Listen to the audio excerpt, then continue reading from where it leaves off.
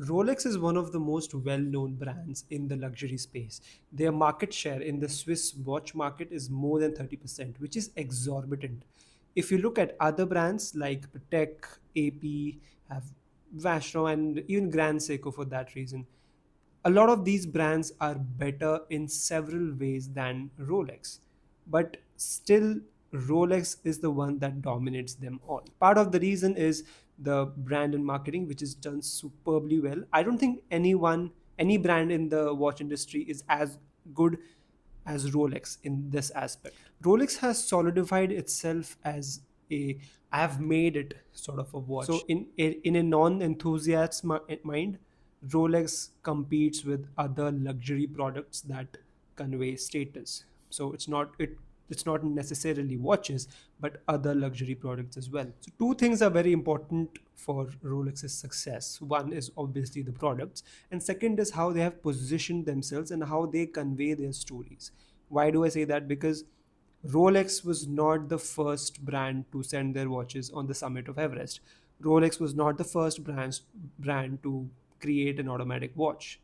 And Rolex, a lot of people debate on this, but is not the first brand to have water resistant in their watches. I won't get into the details of the last one because it's quite debatable. And when it comes to its products, let me just say a few things that Rolex does not do. As a brand, you don't expect artistic things from Rolex. You don't expect innovations from Rolex, at least not often. You don't expect Rolex to jump on trends. You don't expect Rolex to make something extraordinary, to make complicated watches. You don't expect Rolex to do that.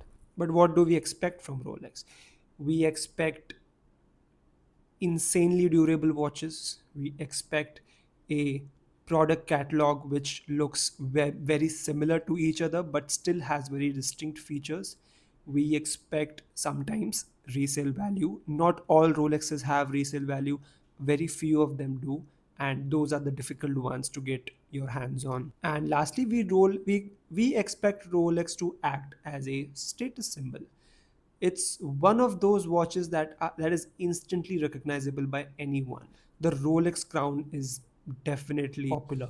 And if you look at their products, if you look at the entire product range from the dressiest option to the most sporty one, from the Rolex 1908 to the Rolex Explorer 2, 1908 being the only watch with a leather strap.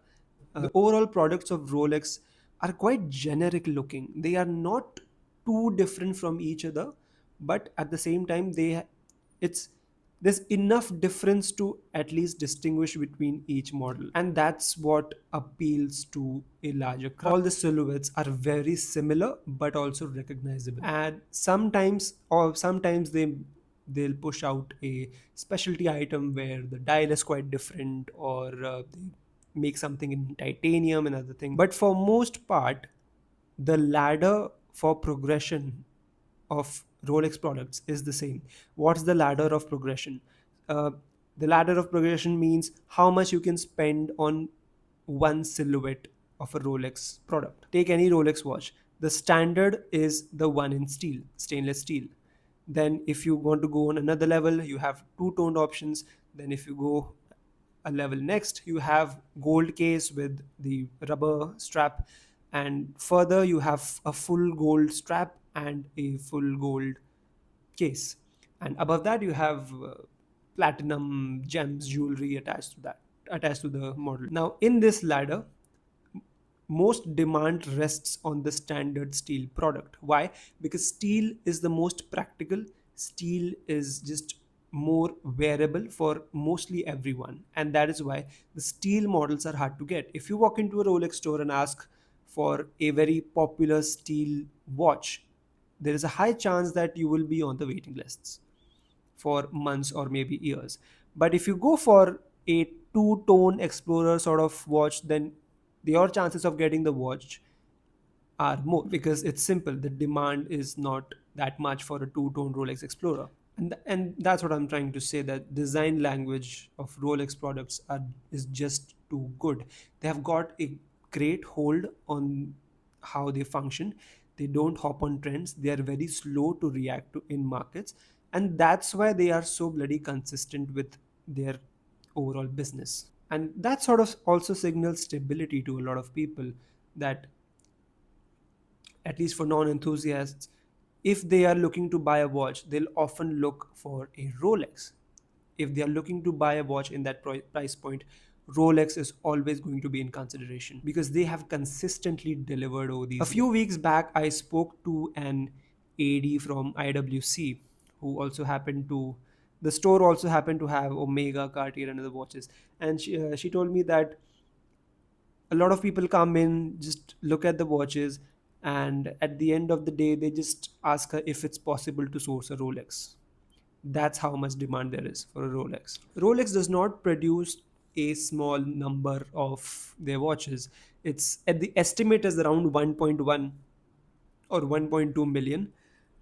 But it turns out that the demand is so much that 1.2 million Rolex watches are just not enough. There's this channel called This Was That Watch, and in one video, Mike from that channel actually explained how disproportionately the demand and supply of Rolex works. There's news going on that Rolex will add another production facility to increase their number of output, but it still is not going to cut for most people, because as if you take the perspective of a Rolex store, thousands of people have been coming in to ask for a Rolex, and ADs, the authorized dealers, do not really have a say on what sort of models should come in and what they don't want. So that's why they tend to reserve the special models for their existing customers.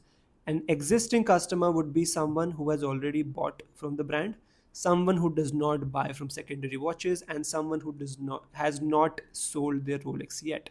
So if you fall in this category, you are very likely to get a call for another watch. But if you are new, maybe you'll have to build a purchase history. That really depends on what you're looking for.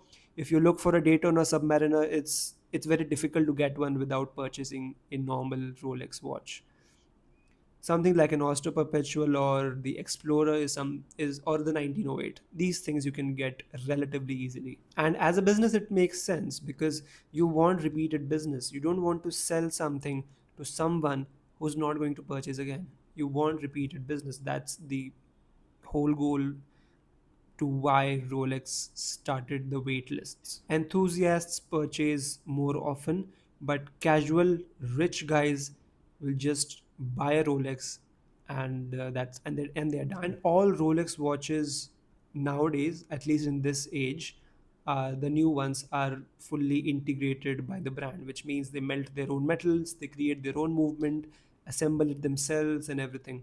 Earlier this was not the case. They used to source different parts of the watch from outside, but now they are fully integrated. And their storytelling is obviously one of the best. Even if you look at the website and choose and just click on one Rolex model, you will hear the story first, and then you will actually get to see the watch. I have noticed that at least in India, they don't share their boutiques with anyone.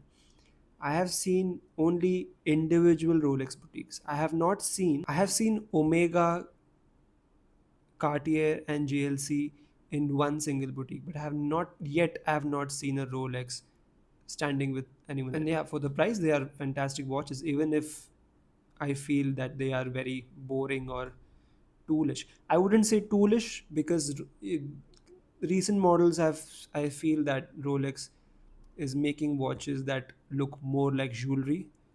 They are more shinier and have less brush finishes as if you compare them to the previous old model. But that boring design appeals to a mass of rich people. Liking a Rolex is often not considered a niche taste, but it's just a general consensus that Rolex is a luxury product, a status symbol, and if you are someone who wants to display that on your wrist, then yeah, Rolex is definitely the option to go.